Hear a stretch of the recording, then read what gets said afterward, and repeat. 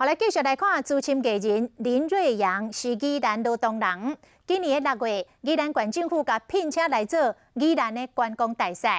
林瑞阳这个月就带伊机械员工甲经销商大约1000人到宜兰佚佗，同时来推广着在地农特产品。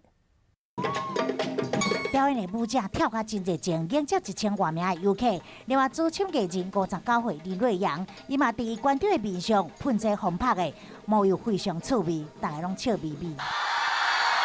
伊是宜兰罗东的在地人，有台湾第一小生的称号。后来到中国投资房地产，经商有成就。伫今年6月担任宜兰的观光大使，表示暑假期间，伊要带1000名游客来宜兰佚佗。不只是享受宜兰的好山好水，你会享受到。 原来在这个地方孕育了非常多成功的企业家。林瑞阳也第一批员工甲经销商伫7月2日到宜兰，现场都好亲像甲影迷见面会。大家拢穿我的宜兰的 T 恤，入来到东湾这个红砖啊广场，而且佫食这有葱仔面的冰淇淋。来当讲回馈地方，甲咱的经济甲咱的这个属龙工厂的发展当讲甲咱的观光来推动。 人潮带动4周围的观光产值，一个梯次有价过来2500个人，估计替宜兰带来2000万的总产值。